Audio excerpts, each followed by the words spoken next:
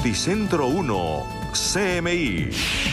Brutal crecimiento de contagios en el país. Solo hoy hubo 13.056 casos más, 360 fallecimientos. En Bogotá sigue creciendo cifra de contagios y de muertes. Bogotá, Medellín y Cali aún no llegan a su pico. Barranquilla y Cartagena salen del pico. Gobierno estudia prorrogar emergencia sanitaria. Choques entre comerciantes e informales con palos, piedras y machetes en el centro de Bogotá. Otros 2 líderes asesinados hoy en Cauca y el Valle. Las FARC reclutaron 8.000 menores, dice la JEP. Inaudito, hallan cargamento de droga en vuelos humanitarios. Elección de nuevo procurador y magistrado será el jueves de la próxima semana. Colapsa techo en un banco en Bogotá. Decomisan mega contrabando de cigarrillos, más de 1 millón de cajetillas. Caen expectativas sobre recuperación de la economía. Se aproxima temporada de lluvias. Vuelve la niña. Detenido Germán Efromovich y su hermano José por presunta corrupción en Brasil. Más de 22 millones de contagiados hoy en el mundo. Presidente de Nutresa critica relevo de junta directiva de EPM. Buenas noches, nuestros secretos de hoy. 1. Controversia política sobre el apresuramiento que muestra el gobierno en la elección del nuevo procurador. 2. Una extraordinaria mujer termina con 70 años de tradición. 3. Un juez ordena a un concejal de Bogotá retractarse hasta en redes sociales. Y tengo ñapa. El expresidente Bill Clinton solo necesitó de 4 minutos para despedazar al presidente Donald Trump. 1, 2, 3 y mi ñapa al cierre. Con Claudia Palacios y Margarita Ortega. Buenas noches. Colombia superó esta noche el 500.000 de contagios por coronavirus. En las últimas 24 horas se reportaron 13.056 nuevos infectados y más de 360 fallecimientos. En Colombia, más de 500.000 personas han contraído coronavirus. En solo 24 horas, el Ministerio de Salud confirmó que 13.056 personas se infectaron. En promedio, cada día contraen el virus 544 colombianos, es decir, 10 contagiados por minuto. Hacemos un llamado a la disciplina social, especialmente a nuestros jóvenes que están saliendo a fiestas clandestinas y están llevando el virus a sus familias, a las personas más vulnerables de sus hogares, a sus madres, a sus padres y a sus abuelos.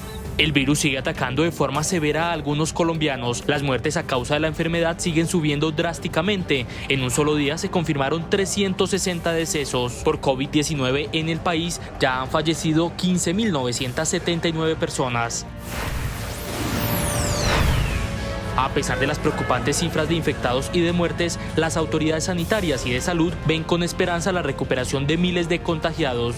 Este miércoles la nueva cifra fue de 13.975. En medio de la pandemia han superado el virus 326.298 colombianos. Y en Bogotá la curva de contagios sigue subiendo. El reporte de las últimas 24 horas muestra más de 5.000 nuevos contagiados. La capital del país es una de las más golpeadas en Latinoamérica por la pandemia del COVID-19. A la fecha se han contagiado 176.336 capitalinos. Y es que en un solo día se confirmó una de las cifras más altas de nuevos casos. 5.014 personas se contagiaron en Bogotá. En lo relacionado con rastreo de contactos y pruebas, a pesar de que hemos mejorado, todavía nos encontramos en una situación muy regular para poder contener un evento de estas magnitudes. Por localidades las más afectadas son Kennedy con 23.516 casos confirmados, Suba con 21.032 contagiados, Engativá con 15.090 y Bosa con 14.770. En la ciudad han muerto a causa del virus 4.587 personas. Solo hoy se confirmaron 93 decesos. Noticentro 1 CMI conoció un informe del Instituto Nacional de Salud que detalla la curva de contagio en cada ciudad. Bogotá, Cali y Medellín apenas están empezando a subir ese pico, mientras que en Leticia, Buenaventura y Tumaco ya pasó. De acuerdo con la información revelada por la directora del Instituto Nacional de Salud, Marta Ospina, 4 ciudades ya alcanzaron el pico o número máximo de contagiados. Se trata de Leticia, que lo hizo el pasado 18 de abril, Buenaventura, el 29 de mayo, Tumaco, el 15 de mayo y Sincelejo, el 3 de agosto. Solamente una se encuentra después de la epidemia, posepidemia realmente, que es Leticia. También hay 4 ciudades que están terminando el pico. Cartagena llegó el 18 de junio, Barranquilla el 23 de julio, Quibdó el 25 de julio y Montería el 30 de julio.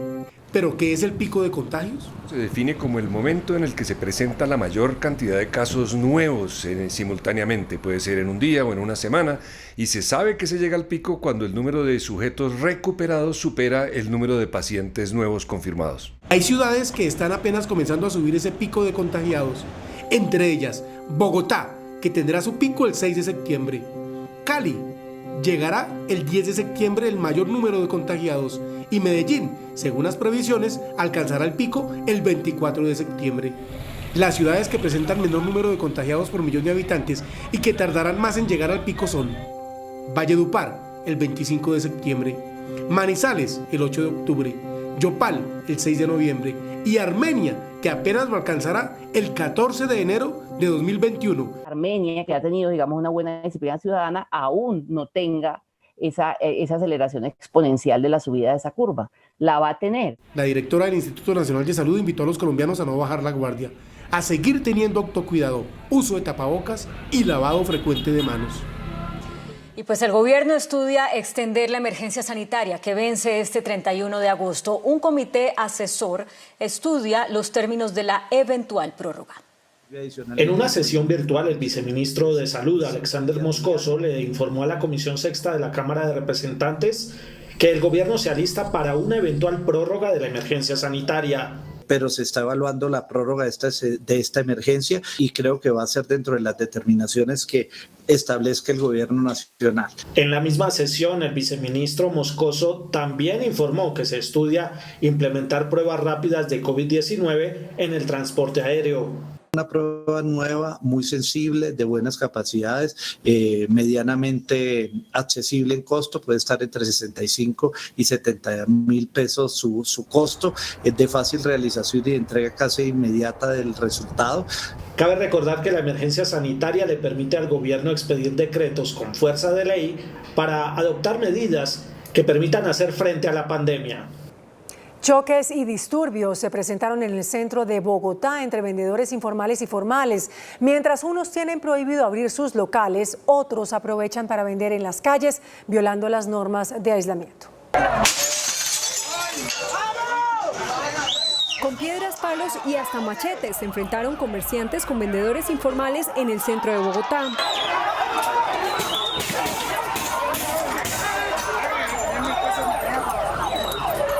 La instalación de unas vallas en el espacio público generó el choque, porque mientras los formales trabajan en medio de restricciones, los informales estaban comercializando libremente sus productos en la calle. Ellos se toman todo, pues se posicionan de los andenes, se posicionan de la gente y entre todo eso se ha afectado la persona que viene a comprarnos. De otro lado, comerciantes de colchones, textiles y muebles se volvieron a tomar las calles de la capital. Hace 15 días salimos de una cuarentena y nos vuelven a entrar a otra cuarentena en la localidad. Pagamos arriendos entre 5 y 10 millones de pesos. El próximo 24 de agosto se definirá si se levanta de manera anticipada la cuarentena en las 5 localidades. Y el gerente de OPAIN pidió que se aumente el número de vuelos autorizados y que se reabra integralmente el aeropuerto El Dorado. Para el concesionario que administra el Aeropuerto Internacional El Dorado de Bogotá, la autorización parcial a los vuelos comerciales es positiva, pero no es suficiente, ya que urge aumentar el número de vuelos para reactivar la demanda. Además, se requiere de una reapertura integral en toda la industria que rodea al aeropuerto, como el comercio y el turismo. Puede arrancar operaciones, pero no puede mantenerse operando. Es decir, eso no es rentable, no puede pagar la obra que se hizo, no puede pagar la deuda que incurrió el aeropuerto por la concesionaria para construir el aeropuerto. El directivo señaló la importancia de la industria aérea para la reactivación de la economía nacional.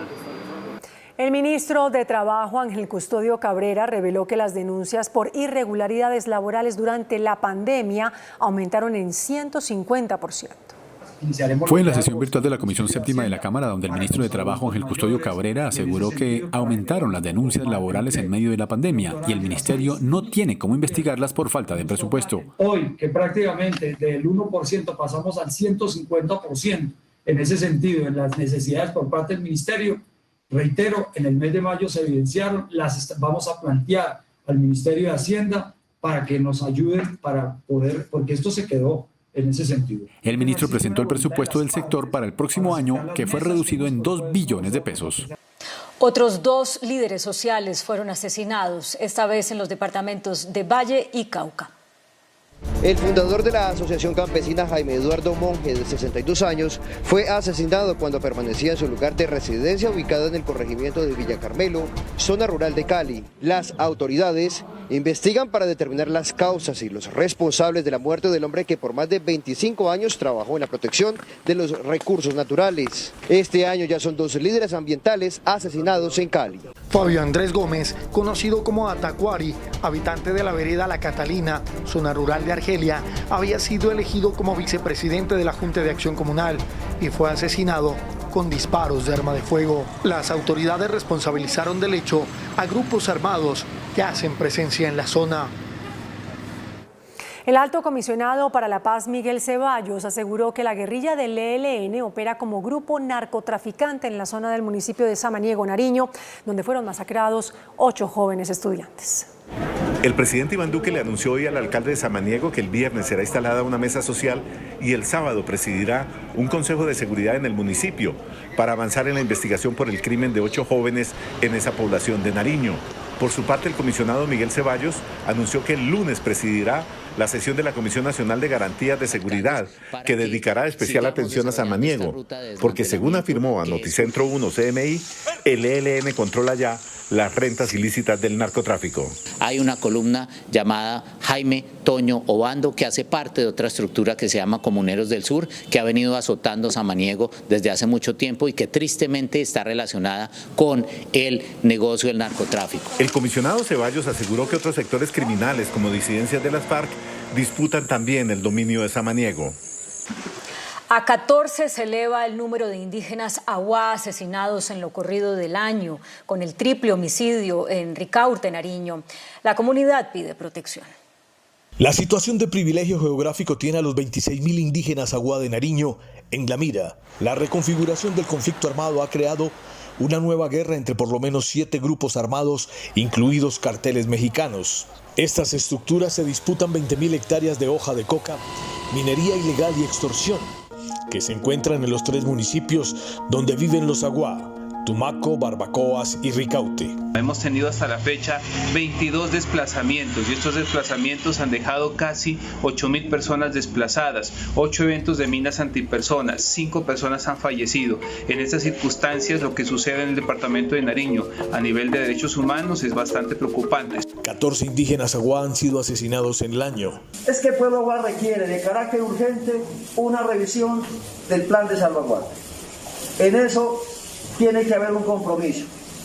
No podemos seguir en las mesas lamentándonos la situación de los muertos, en las mesas de negociaciones, solamente escuchar y nada de respuesta. Los aguá y sus territorios se convierten en un corredor estratégico por la selva, la entrada a la bota caucana, al macizo colombiano y el acceso directo a Putumayo y Ecuador, territorios por donde se desplazan tropas, armas, explosivos y coca. Por el reclutamiento forzado de cerca de 8.000 menores de edad, empezaron a rendir declaración ante la Justicia Especial de Paz los excomandantes de la extinta guerrilla de las FARC. La JEP recibió información de la Fiscalía, el Instituto de Bienestar Familiar y organizaciones de víctimas sobre cerca de 8.000 casos de reclutamiento cometidos por las FARC. El periodo con mayores cifras de reclutamiento fue entre 1997 y 2000, años que coincidieron con el proceso de paz del Caguán. Dentro de ese proceso, la JEP llamó a versión libre a quienes tomaron las decisiones en la guerrilla de las FARC. Estamos compareciendo para aportar verdad y asumir responsabilidad como parte de nuestro compromiso por la paz. Pablo Catatumbo rindió versión durante 5 horas. En una próxima sesión responderá a las preguntas de las víctimas. En medio de la pandemia, las bandas dedicadas al narcotráfico siguen buscando la manera de enviar cocaína al exterior. Ahora utilizan los vuelos humanitarios.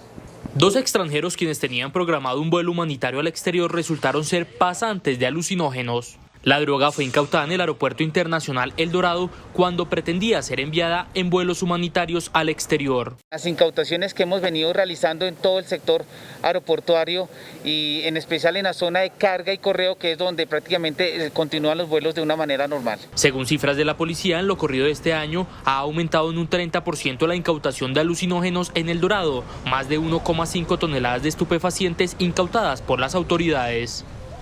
Mañana la Corte Suprema de Justicia iniciará el estudio de la solicitud del expresidente Álvaro Uribe para que el proceso por el que está privado de la libertad pase a manos de la Fiscalía. Fuentes consultadas por este noticiero explicaron que mañana se reunirán los magistrados de la Sala de Instrucción de la Corte para analizar varios temas. Uno de ellos será el caso del exsenador Álvaro Uribe. Según indicó una persona cercana al proceso, será el magistrado César Reyes quien fue la persona que llevó la ponencia que culminó con la detención de Uribe, el mismo que proyecte si acepta o no que el caso sea reasignado a la Fiscalía como pide la defensa. Dicha ponencia será presentada por Reyes a sus compañeros, que tendrán que establecer el futuro del proceso en un plazo de 5 días hábiles. Uno de los aspectos que analizará la Corte es si funcionarios de la UTL de Uribe como Fabián Rojas y Calla Daza tuvieron algún rol en las presuntas actividades ilícitas. El abogado Jaime Granados, defensor del exsenador Álvaro Uribe, anunció que le pedirá a la Corte Suprema que reasigne más de 12 procesos que tiene ese tribunal contra su cliente. El abogado llegó hasta las instalaciones de la Corte Suprema en el norte de Bogotá para formalizar la solicitud con la que busca que el caso del exsenador sea asignado a la Fiscalía y deje de ser adelantado por la Corte Suprema. Yo lo que les puedo decir es que hay que aplicar la Constitución. Es que la Constitución no está en capricho de las personas. Yo escojo la Constitución y otros no la escogen. Aquí no tenemos constituciones paralelas. El abogado del exsenador anunció que en los próximos días solicitará que otros procesos que se adelantan en la Corte también sean reasignados a la Fiscalía. Uno de ellos es el del caso del hacker Andrés Sepúlveda. Todos los casos tienen que estar justificados caso a caso de los que se llevan aquí en la Sala de Instrucción de la Corte Suprema de Justicia. Granados anunció que en caso de que la Corte niegue la solicitud, acudirán a otras instancias legales para que el caso no siga en el alto tribunal. El procurador Fernando Carrillo y el vicecontralor Julián Ruiz advirtieron que el fallo de la Corte Interamericana de Derechos Humanos que ordena a Colombia modificar algunas de las funciones de los entes de control para que no puedan destituir a funcionarios públicos elegidos por voto popular sí afecta la lucha contra la corrupción. El fallo en el que la Corte Interamericana de Derechos Humanos condena al Estado colombiano por la destitución que hizo la Procuraduría de Alejandro Ordóñez del alcalde de Bogotá, Gustavo Petro, fue recibido hoy por los órganos de control con reservas. Dicen que sí a modificaciones para no poder destituir a servidores públicos, pero sin que se afecte la lucha contra la corrupción. Si lo que quieren es más garantías, estamos listos a entregarle más garantías, pero con actos de corrupción, basados además en la jurisprudencia de nuestra Corte Constitucional y de nuestro Consejo de Estado, como de la Convención Interamericana de Lucha contra la Corrupción, la Procuraduría tiene que salir fortalecida de este proceso. Y ello abre la puerta a que los efectos disuasivos de la responsabilidad fiscal en el país se vean mermados de manera lamentable. El senador Gustavo Petro, en rueda de prensa, pidió la cabeza de Alejandro Ordóñez. Dijo que el gobierno Duque no puede tener un embajador en la OEA que es un perseguidor. El próximo jueves 27 de agosto el Senado de la República sesionará de manera presencial para elegir al nuevo Procurador General y a un magistrado de la Corte Constitucional. En la sesión se escogerá el reemplazo de Fernando Carrillo entre los juristas Wilson Ruiz, Juan Carlos Cortés y Margarita Cabello, quien tiene el respaldo de los 5 partidos políticos mayoritarios. El Senado también escogerá el reemplazo del magistrado Luis Guillermo Guerrero en la Corte Constitucional de terna enviada por el Consejo de Estado. La Cancillería revocará en las próximas horas el nombramiento que hizo hace 18 meses como cónsul en Londres de María Jimena Durán Sanín, hija de la exministra Noemí Sanín. La decisión se toma acatando un fallo del Consejo de Estado que consideró esa designación como contraria a los preceptos de la carrera diplomática y consular del país. El fallo de última instancia corresponde a una acción interpuesta por el representante David Racero, quien ha cuestionado judicialmente más de 50 nombramientos diplomáticos del actual gobierno. La DIAN reportó el mayor decomiso de cigarrillos de contrabando en la región del Golfo de Urabá. La incautación se produjo dentro de un barco de bandera panameña que transportaba más de 1.7 millones de cajetillas de cigarrillos de diferentes marcas. Y colapsó el techo de un banco en el centro de Bogotá, lo que originó, por supuesto, pánico entre las personas que se encontraban dentro de esa entidad. La estructura se precipitó intempestivamente sobre varias personas que hacían sus diligencias en el Banco Popular de la calle 12 con carrera séptima. 5 personas resultaron heridas. El presidente de FENALCO, Jaime Alberto Cabal, reveló que el 66% del comercio organizado reportó un desplome en sus ventas durante julio. De acuerdo con la bitácora económica de FENALCO, el 66% del comercio organizado reportó pérdidas en sus ventas durante el mes de julio, un punto adicional frente a lo que se registró en junio. La facturación apenas llegó a un 40%, siendo las actividades de productos esenciales como alimentos las únicas con cifras positivas. Las ilusiones de la recuperación del comercio se desvanecieron debido a los constantes cierres parciales, cuarentenas, toques de queda y demás restricciones. Actividades como ventas puerta a puerta, cines, agencias de viaje, alquileres, bares y discotecas, la afectación supera el 90%. Es muy importante la reapertura total del sector productivo. Cabe recordar que a la fecha más de 90.000 establecimientos han cerrado definitivamente. El Centro de Estudios Económicos Fedesarrollo reveló los resultados de una encuesta que muestra una caída en las expectativas de recuperación de la economía. Para el 81% de los encuestados se espera una reducción de las tasas de interés hasta de 2% y pronostican una caída de la economía a 6,8% en terreno negativo para el tercer trimestre del año.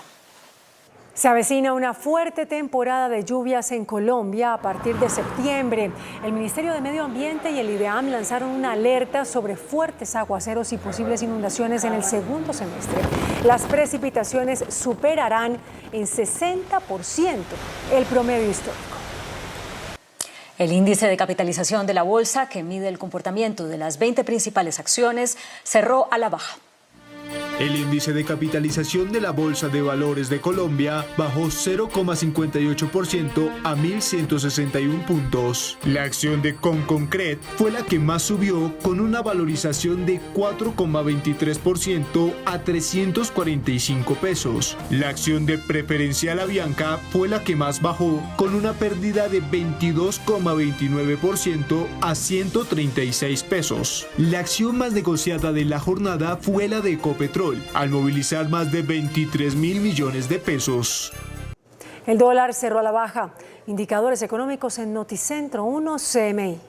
La tasa representativa del mercado que regirá mañana jueves será de 3.766 pesos con 73 centavos. Los profesionales del cambio compran la divisa en promedio en 3.440 pesos y la venden en 3.480 pesos. Un euro cuesta 4.448 pesos. La libra de café en Nueva York se cotizó a $1 con 18 centavos. El azúcar se transó en 13,23 centavos de dólar la libra. El barril de petróleo WTI se cotizó en $42 con 94 centavos. La referencia Brent para Colombia se cotizó en $45 con 19 centavos. Una acción de Ecopetrol cuesta 2.180 pesos. Los hermanos Germán y José Efromovich se encuentran a esta hora bajo detención domiciliaria por supuestos fraudes en contratos del astillero Ilha S.A. La Policía Federal de Brasil los detuvo en la ciudad de Sao Paulo.